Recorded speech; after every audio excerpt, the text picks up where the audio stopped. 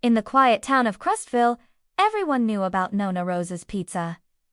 The shop was tiny, with red and white curtains, checkered tablecloths, and fairy lights that twinkled even in the daytime. A big wooden sign hung above the door with the words, "Pizza is not just food.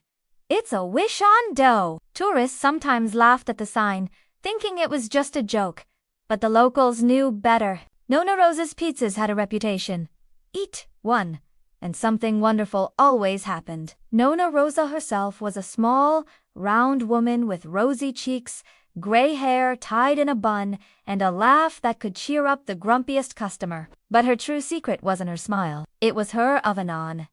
Ancient brick oven built by her grandfather. Unlike any other oven, its flames glowed in shifting colors: blue, gold, emerald, and even violet. The oven, people whispered, had magic. One warm Friday evening, 3 friends, Mia, Sam, and Leo, decided to meet at Nona Rosa's after school. Mia, quiet and thoughtful, loved to read and doodle. She always ordered the same plain cheese pizza. Leo, loud and cheerful, was a dreamer. He loved adventures, games, and always wanted more. Sam, shy and often worried, carried heavy thoughts about his home life. They pushed open the door, and the bell above jingled. "Ah, my favorite customers," Nona Rosa said, smiling from behind the counter.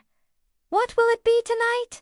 Leo grinned. "I want the biggest pizza in the world, with everything on it: pepperoni, sausage, pineapple, mushrooms, even gummy bears." Nona Rosa chuckled. "That will be a challenge. Ragazzo mio." Mia thought carefully. "Just a small cheese pizza, please." Nona Rosa raised an eyebrow. "Only cheese again? No secret wish inside?" Mia shook her head but smiled. Then Sam spoke quietly, almost whispering. "Can you make me a pizza that could make my parents stop fighting?" The room grew silent. Nona Rosa's eyes softened. "That," she said, "is a wish worth baking." She wrote down their orders on a notepad, nodded, and carried the trays to her oven. The oven door creaked open. Nona Rosa whispered words in Italian, half recipe, half spell as. She slid the pizzas inside. The flames flickered wildly. For Leo's pizza, the fire turned a bold gold, like treasure. For Mia's, it shimmered blue, calm, and gentle. For Sam's, it blazed emerald green, glowing as if alive. The children leaned over the counter, watching in awe. "Is it normal for fire to be green?" Leo asked. Nona Rosa winked. "Only when the oven listens to the heart." The first pizza to come out was Leo's. It was so enormous, it nearly broke the counter. The crust stretched wider than the table. The toppings piled so high they wobbled. Leo's eyes widened.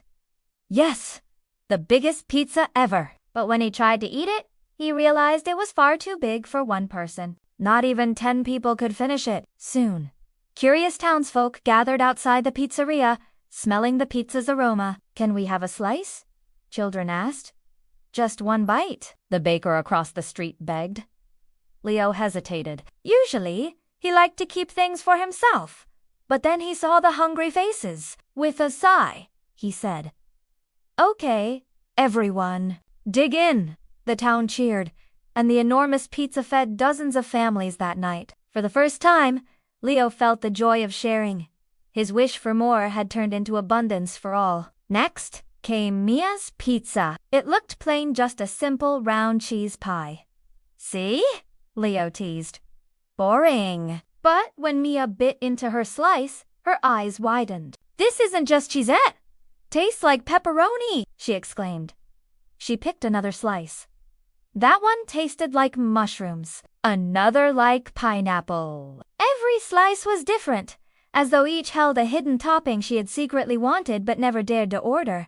Mia laughed for the first time in weeks. She realized she didn't have to play it safe forever. Sometimes, it was okay to try something new. Finally, Sam's pizza emerged. The crust was golden, the cheese bubbling softly, and the aroma warm and comforting, like home. Sam took a small bite and instantly felt warmth spread through him, like a hug he had missed for a long time. He carried the rest of the pizza home, his heart pounding with hope. That night, his parents sat at the table. silent as always. Sam placed the pizza in front of them. "I got this for you," he whispered.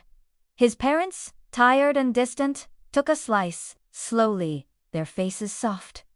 They smiled. Then they laughed at the same time, something Sam hadn't heard in months. The pizza didn't erase their problems, but it gave them a moment of peace, a reminder of love. Sam went to bed that night with tears in his eyes, not from sadness, but from relief. The next day, Mia, Sam, and Leah returned to Nonna Rosa's. "Your oven is magic, isn't it?" Mia asked. Nonna Rosa smiled mysteriously. "Magic? Maybe. Or maybe the oven only brings out what's already inside your heart." "But how?" Sam asked.